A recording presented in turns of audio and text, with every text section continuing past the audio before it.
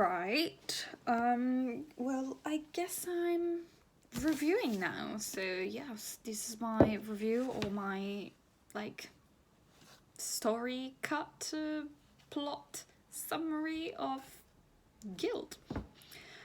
So basically, I've been told that I should record this for I don't know what future purposes this might have, but yeah. So now we're doing this. Yeah, so this story this book was actually gifted to me. Um the genre is not exactly what I usually read, but I'm happy that I did because it's something very different from what I usually do. So essentially the story, it's a retelling of King Midas story. It's the king, for those of you who don't know, is the king that can transform stuff into gold.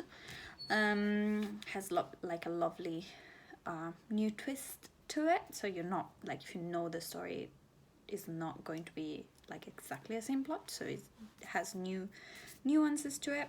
So we're following Oren, who's our protagonist, which at the beginning I thought was a man, because the whole book is from her perspective, so she's talking first person.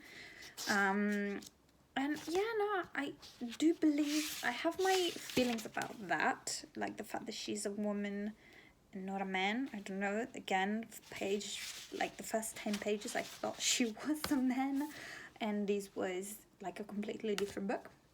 Essentially, our Oren, Lauren Oren, so Lauren without the L. So Oren is a golden woman, and she lives in a cage in the palace of King Midas. So King Midas is the king of one of the 6 kingdoms, which we have here.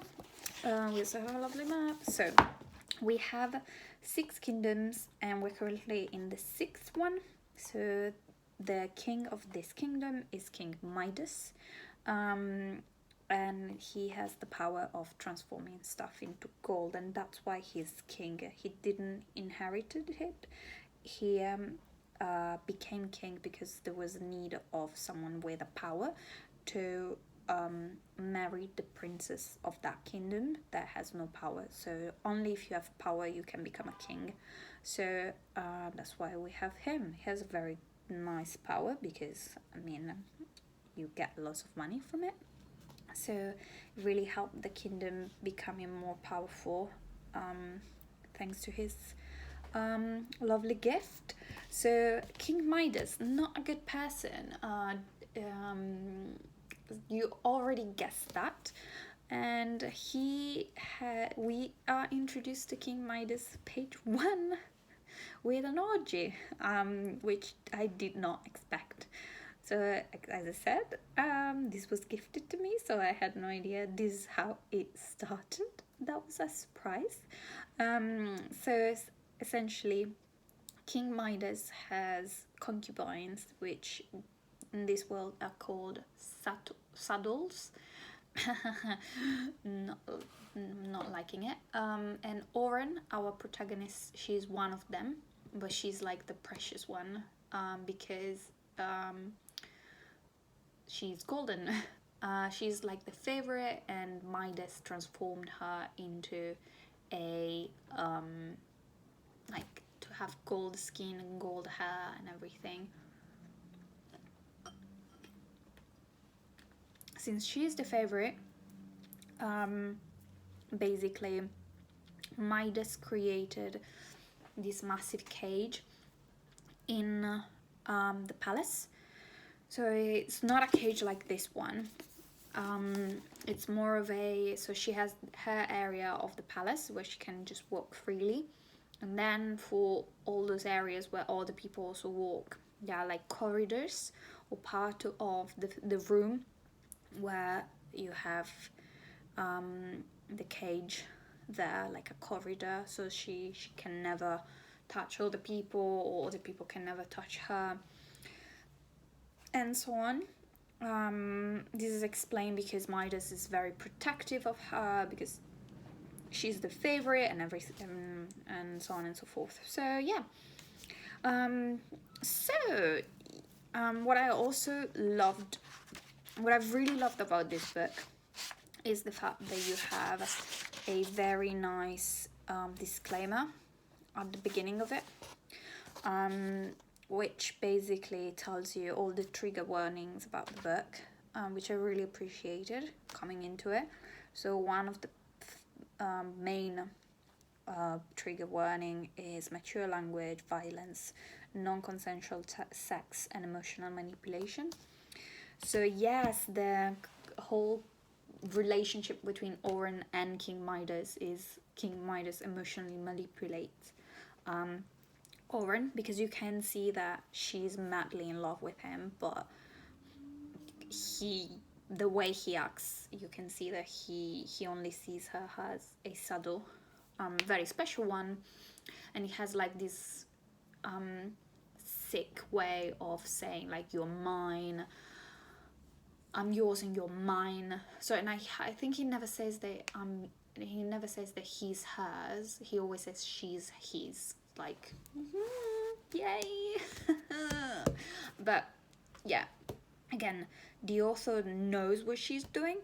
Is not portrayed as, oh yeah, this is all lovely and this is all good, which is something that I really, really appreciated. So the plot. Spoiler alert, there is no plot here, so brace yourself for a long list of events that together creates no plot. And I'm a plot girl. I love a good plot, and this book has none. So I'm not a massive fan of that, but fair enough. It's still very well written, so if this is the genre that you like, read it, because it's really much well written. And again, the author knows what she's doing, so it's not put like everything, like Twilight was also very much sick as a relationship, and everybody thought Bella and Edward had such a lovely relationship. It was a bad one, and yeah, this one is also a bad one, but yeah, enough with that. So the plot. Oren lives in this cage. She has been living there for so long now, at least 10 years. She is kind of happy with it because she's protected. We are introduced to the fact that she doesn't want to be out of this cage. She's very much afraid of what the outside world is. She used to live in the outside world before she was golden, and before before King Midas became king. They knew each other before he became king. He brought her with him, and apparently he saved her from being sold again as a slave, as a sexual slave. So she feels she has a massive PTSD, and she feels that he saved her, and therefore, and he vowed to protect her, which he did. So she's very happy with this situation. She's also in love with him. So yeah, very happy. We're very happy for this for this woman to be happy with her position. So she lives in this cage, and what happens is the king of the fifth kingdom, so as I said, is 6 of them. So the king of the fifth kingdom, and the sixth, they are friends. So the fifth kingdom kings comes to the sixth one, and King Midas and this king, they talk about politics, non-politics.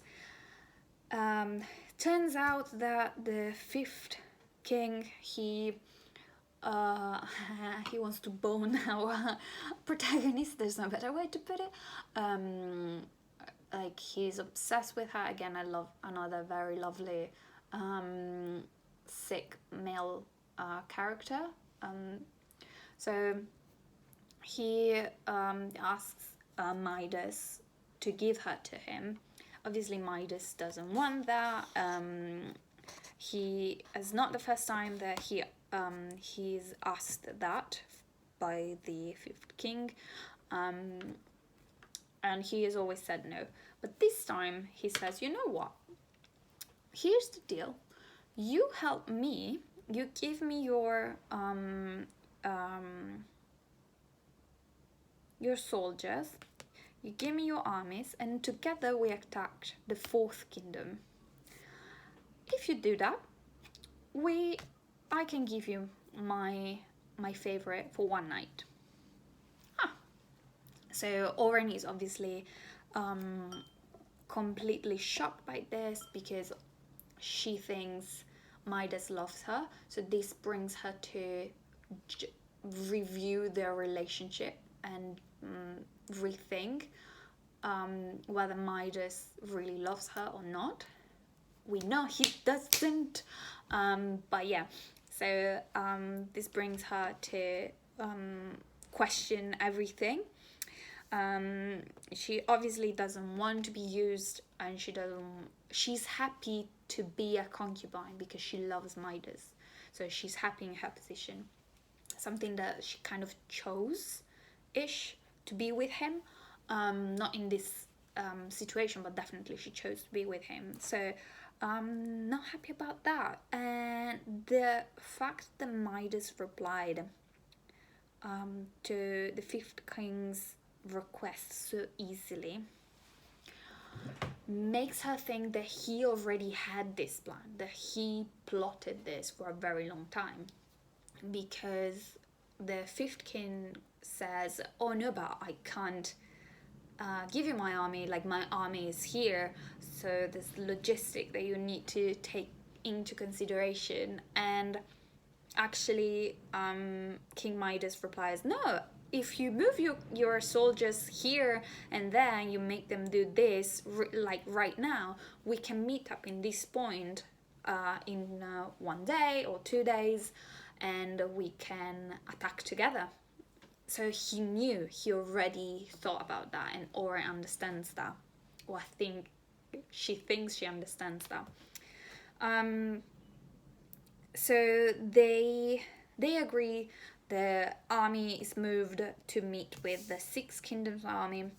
I mentioned that there is a queen. So this queen, she is the actual heir to the throne. She could not inherit it. She could not inherit and become queen by herself. She needed someone with powers, because the current structure of the Six Kingdoms, you need to have powers, or at least one person with powers to inherit. So in this world, people usually are born with random powers. Can be anything. So for example, Midas can turn stuff into gold. The fifth king can duplicate stuff only once, so you can only make two out of one. The king of the fourth kingdom can make stuff rot. So that's why the fourth kingdom's king is called Rot. That's like the nickname. Funny. So the queen is not happy with this, because this is her kingdom. That was her palace, and Midas decided all of this without consulting her, so she's very mad. She's very mad, and the entire conversation is unfortunately heard by Oren, that finds herself in the wrong place at the wrong time. She thinks no one can see her, also because everything in the palace has been turned into gold by Midas. So everything is gold, and she's golden too, so technically she blends in. So it's very easy for her to hide. So yeah, but obviously the queen sees her. The queen's name is Marian.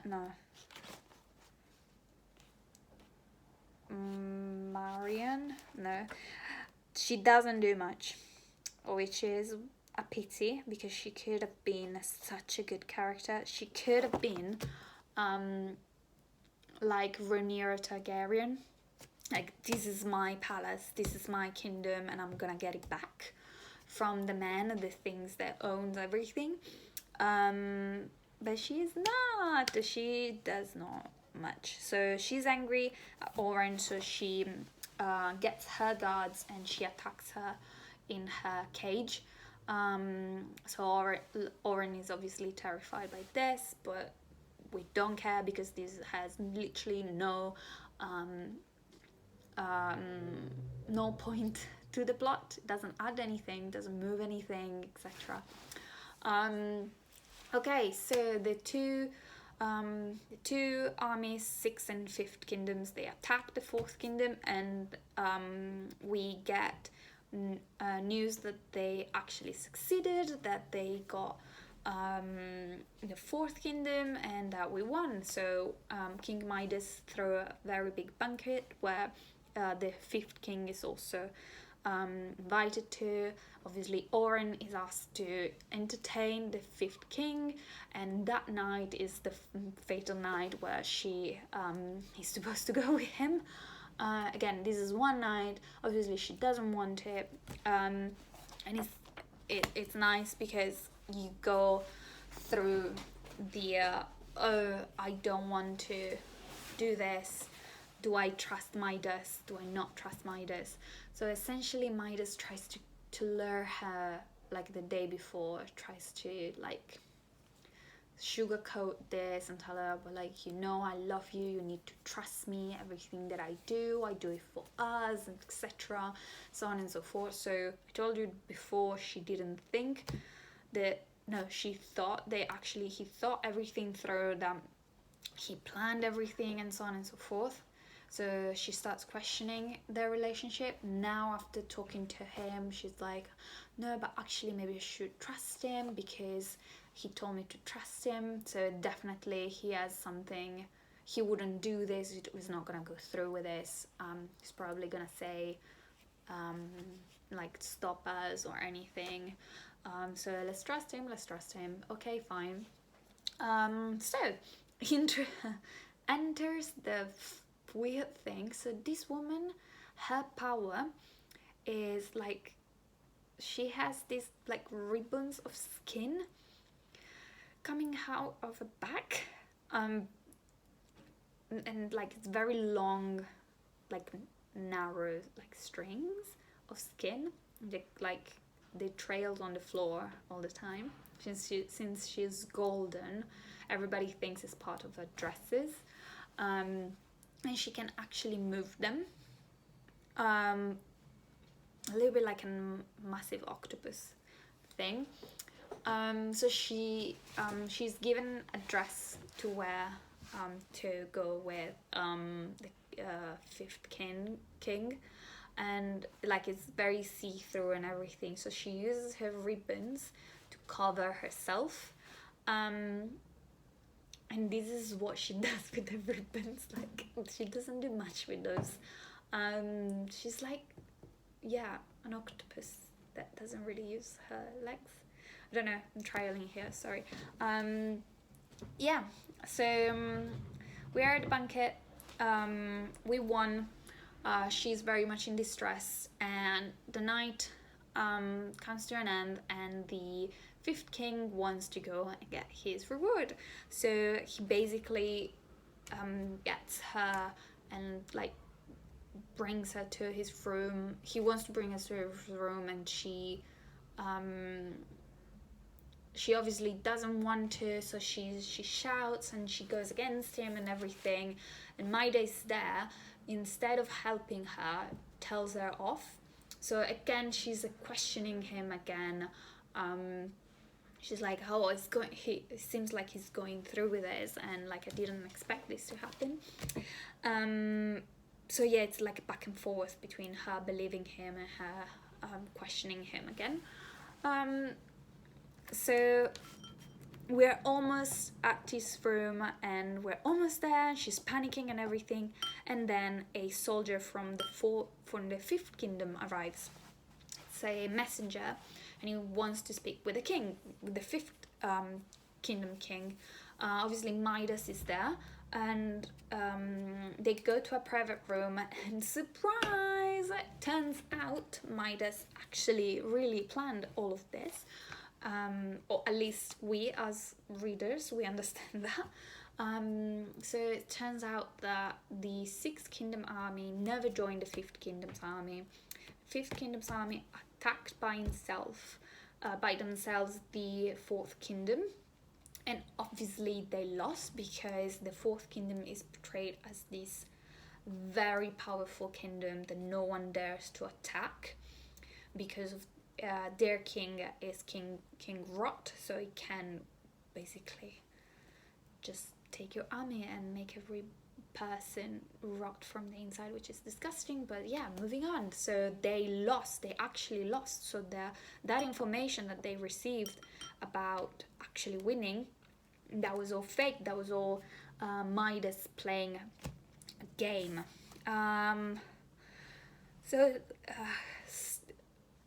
Sugar is going down, and so what do?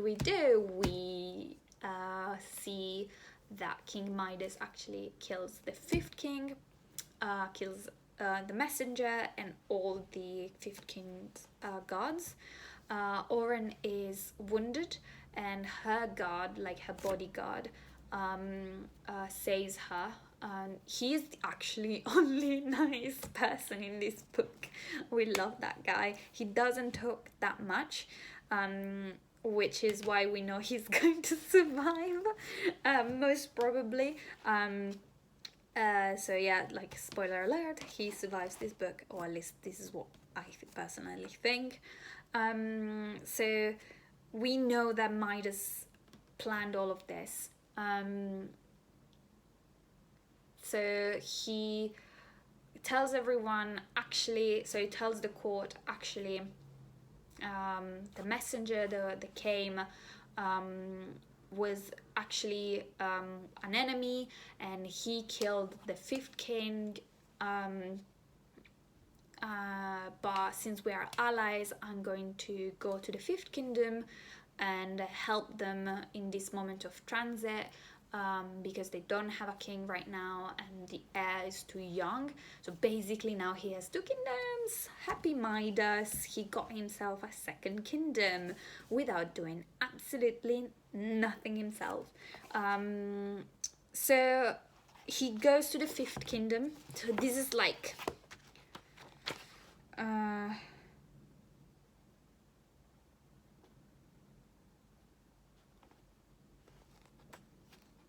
this is like here into the book, so it's very short. So Midas goes to the Fifth Kingdom. He doesn't bring the saddles with him. So the saddles are the concubines. They are a very important part of this because Oren is one of the concubines. She wants to be kind of friends with them because she sees that they are all in the same kind of position. She also sees them a little bit like a threat, because she's very insecure with her relationship with Midas.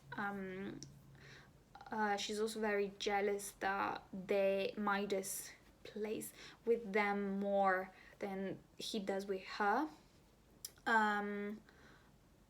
But she still seeks a relationship with them. She wants to be friends and everything, and they hate her so much for no reason, just because she is kept in a cage, and I guess she's the favorite. That's the reason, because all of them, they seem pretty comfortable in their position as concubine. They're not portrayed as sexual slaves. They seems to be okay with it. So I don't understand, I have good relationship with Midas. I don't know, they want to be there, they want to stay there in their position, so I really don't understand why they hate her so much. So the concubine, they stay in the Sixth Kingdom until Midas called them. So what I show you around here, Midas called them, so now they have to go to the Fifth Kingdom. So then you have a section of the book that is camping. Basically walking and camping. That's every fantasy book needs one. So they're all going towards the fifth kingdom. She becomes friend with one of the gods, and we immediately know that he's totally gonna die because he's too nice. So she becomes friend with one of the gods. She's supposed to run on a carriage all the time, but she's outside for the very first time in 10 years, so she just wants to be outside, so she rides a horse, even if everyone tells her she's not supposed to. But this is about us, like her becoming friend with someone, her being outside, and her thinking a little bit the fact that she's not really interested in, she's actually happy to be outside for the very first time. And the saddles hating her once again. So apparently what happens is that they reach here, something like here, so where the mountains are, and they get attacked, and this is where I lost my mind, everyone. So they get attacked by snow pirates. How they're like, I'm not buying that. I can buy the ribbons coming out of her back. I can buy people transforming stuff into gold, or rotting, having the power to rot stuff, but I cannot, for the love of God, get snow pirates, because they talk and act as pirates from Pirates of the Caribbean, but and they also have ships, but they go on snow, and they tell you they have no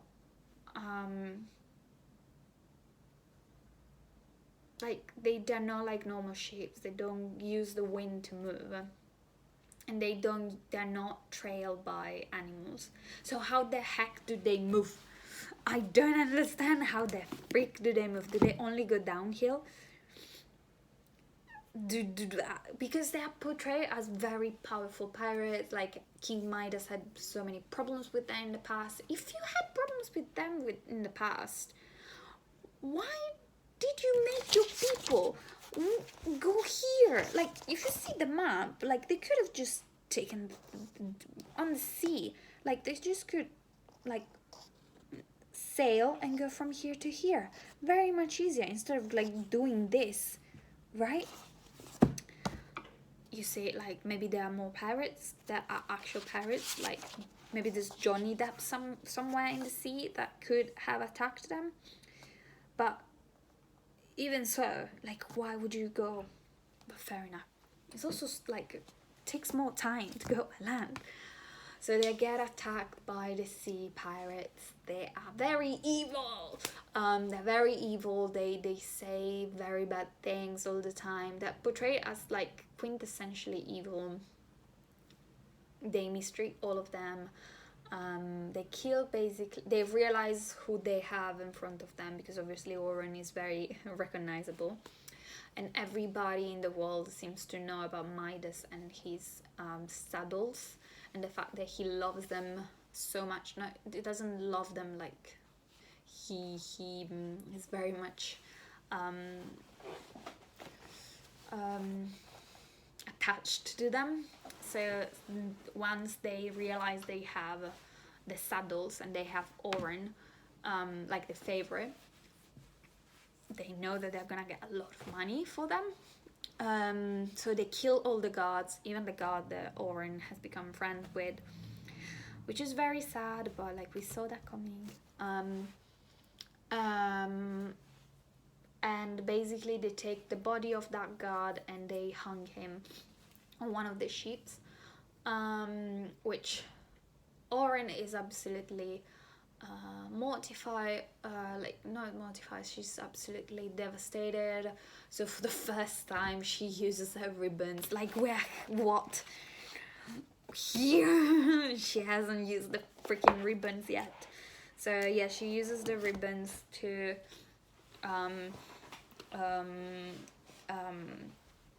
and attach him and like push him overboard so that they can't do anything anymore with his body.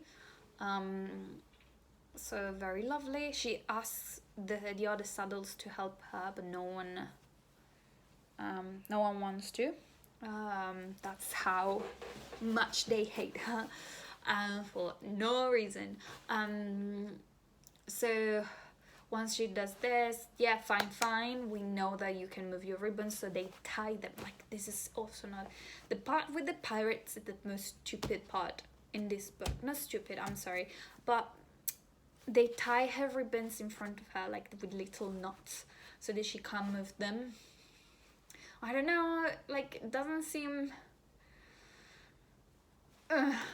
fair enough. Moving on. So the pirates, they send messages like with pigeons, I guess, everywhere, saying we have the saddle, like Midas saddles, we're selling them, who offers more. So they are starting like an auction. The idea is that, however, that the captain wants to keep Oren because she's the golden blah blah blah, and he wants to keep her for himself before selling her. Again, she doesn't want him. Again, blah blah blah. And once they sell all the pigeons, one comes back, and apparently someone is coming. We don't know who. We're not told who, but someone very important is coming. And obviously, they need to get prepared for him. So basically, the saddles are all sent to the kitchen to prepare the food for these people that are coming. Again, I don't know why we're having a picnic with these people. So these people are coming, we need to prepare the food. The cook, it's clearly stated, the cook doesn't give them any information on how to cook stuff, or what to cook and what to do. And they have never cooked because it's not part of their job. But anyway, in 1 hour, they managed to cook a feast for like 100 people. I wouldn't have been able to cook an egg, so... And the other thing, like, this is like there's no pirates. Like, I get upset by this for no reason, and I realized that they make cookies. They make cookies, the pirates, the saddles, and the pirates, and the cook pirate, they make cookies. And it's not just like, maybe she means they made cookies, like dessert, and then they don't appear, and like it's something that she mentions one, and that's it. No. The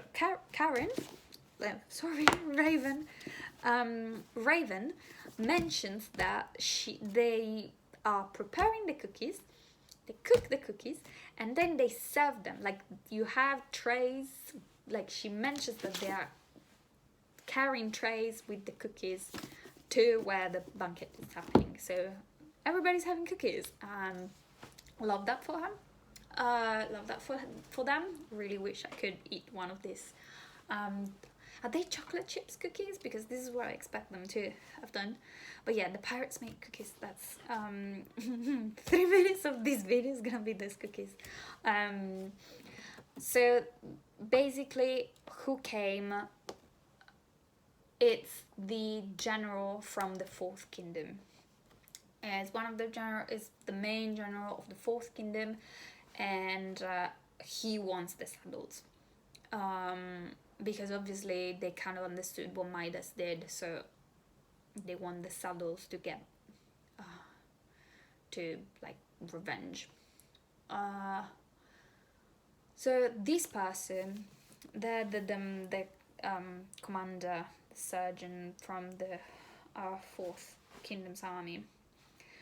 So this is where we add more to this book, and that more is fairies, because this is what we need. So if you read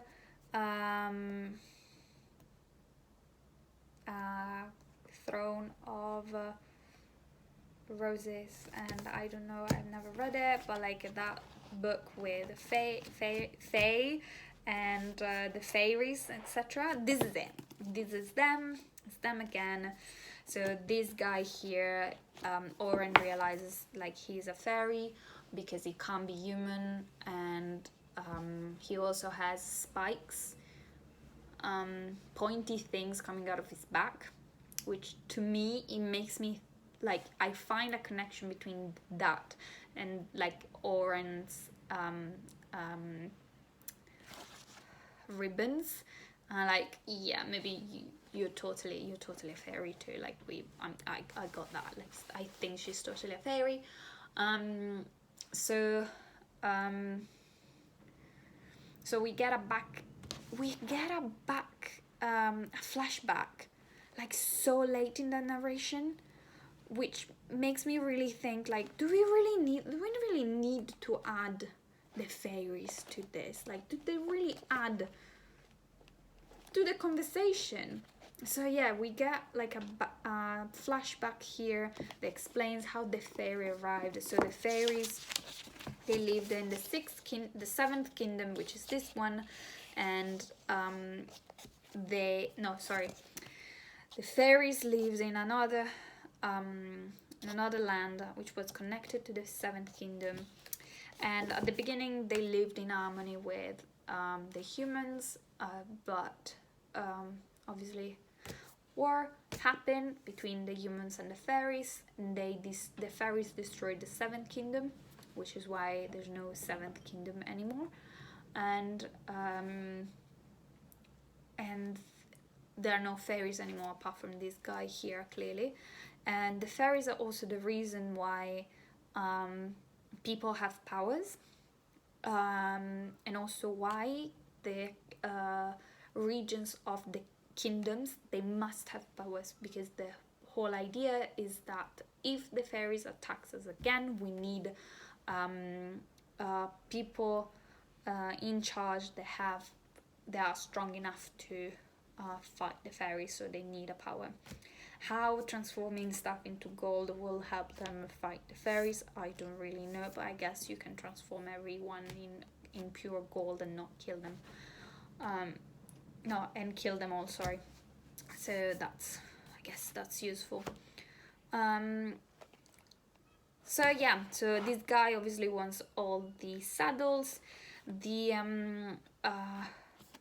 The captain doesn't want this guy to see Oren because he wants him to think that he has all the saddles excluding her, because he wants to keep her. So he hides her, making cookies, the whole eating happens. But obviously this guy is too smart, so the fourth kingdom guide, like he says, like, I also need Oren. Okay, fine, I give you 1 hour to give me all the saddles. So he leaves for 1 hour, and why leaving for 1 hour? Why giving him the time? I really don't understand. So he basically drags Oren and one of the other saddles that Oren like kind of became ish friend with, to a room, and like, again, trigger warning, he sexually assaults Oren's friend, and like Oren tries to stop him. When he doesn't, she transforms him into pure gold and kills him. So super plot twist. Actually, it's not Midas that can transform stuff into gold, it's Oren, which makes perfect sense, because that's why she's his favorite. That's why he brought her with him when he became king, and that's why he keeps her in a cage, because she can transform people into gold and she has the power. So clearly Midas has no power, no rights to be king. He's just a sick man. So the other concubine, now she knows the other saddle, now she knows that Oren can transform, is the one with power, but together they have to find a way to get rid of the gold money. So they basically push him outside of the window, and Oren again uses her ribbons things, which is what makes me think that she's actually a fairy, because why does she have two powers? Like, she can transform people into gold and she also has the ribbons, right? So I think that's because the ribbons are part of her, because she's a fairy. But yeah, so they push him outside of the window, and they push also the gold outside. The gold that he was paid for the saddles. They also push that outside of the window, so when the other pirates come looking for him, they can say, "Oh no, actually, he left. He took all the gold and he left you guys. So he's a traitor." They don't believe them because they're not very good at covering what they did. So the pirates wants to kill them, blah blah blah, but the general from the Fourth Kingdom comes back again and kind of saves them, and basically now they live together essentially. Yeah, and now they have to go with him to the Fourth Kingdom. Question: how do you reach the Fourth Kingdom, which is this one, walking from here? Like, you have to go through the fifth, right? Like, are they gonna go via... Again, is anyone going via sea here? Like, does anyone has a ship? But yeah, fair enough. So now they're walking with him. The last chapter is King Midas being told that someone has his favorite, and obviously he's very angry, and now we know why, because because obviously he's afraid someone is going to discover that she's the one with power, and he's also afraid that someone will kill her, or like to be discovered, and like the fact that he cannot, like, he needs her, literally needs her for everything. So she is the one with power in all of this, and yeah. So overall, this was around. The cookies didn't like them. The snow parrots didn't like them,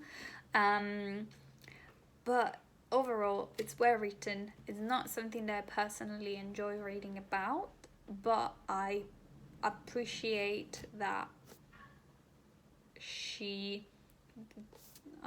the Raven Kennedy, she put a disclaimer at the beginning with all the notes, all the triggers in the book. I appreciate that very much. She writes really well. I think it's very easy to read. Not much repetitions. Will I be reading the next one? Probably not. They told me, and by they told me I mean I saw TikToks where people say that like the story gets better and gets a plot, but it's not for me. Like, it's not my cup of tea. So not my cup of tea, but if you're into these things, very nice book. Well, this is it. If you have any questions, let me know, and let me know actually if you liked it, or if you have any other recommendation of something that I might like, and if anyone noticed that the cookie thing was quite weird. Bye!